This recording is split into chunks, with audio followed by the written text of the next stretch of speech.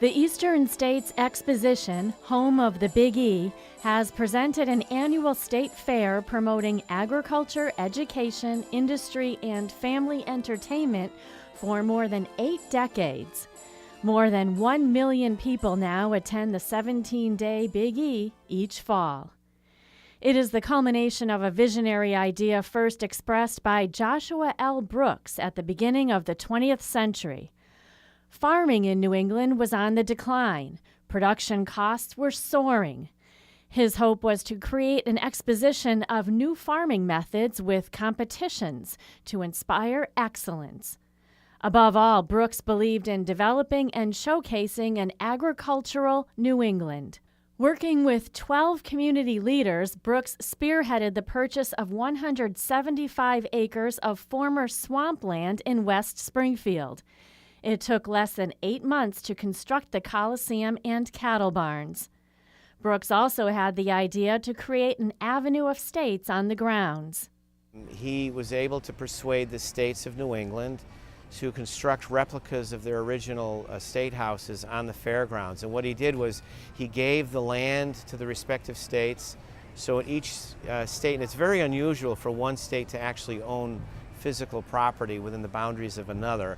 I'm not sure if that happens anywhere else in the country. So Maine, when you're in Maine, you're in Maine, and so on. This group then persuaded the National Dairy Show in Chicago to come and hold its annual event in West Springfield.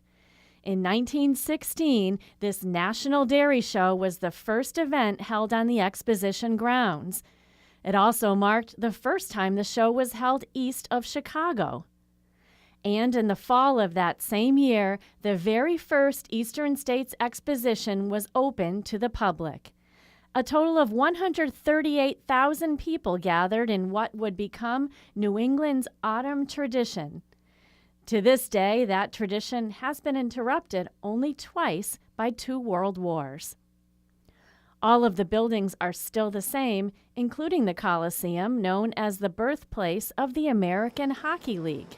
At this stage of its life, the only thing we really use it for are the horse shows, and we do the circus there. But it's sad that we don't have ice in that building any longer, and we just went through a very tumultuous time as we tried to introduce the concept of playing host to a resort facility on the fairgrounds, and we had some hopes for that building. But now we'll move on to sort of trying to rekindle people's interests in the purpose of the Eastern States, its mission, and I will become the biggest fundraiser for the fairgrounds since Mr. Brooks was alive.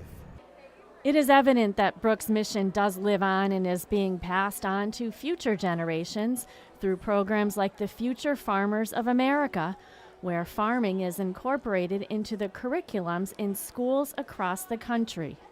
They're learning everything from what it takes to run a business, more specifically a farm. So they learn anything from the accounting to the business side of things, to also the ag mechanics, how the machines work, how to use them without in the fields.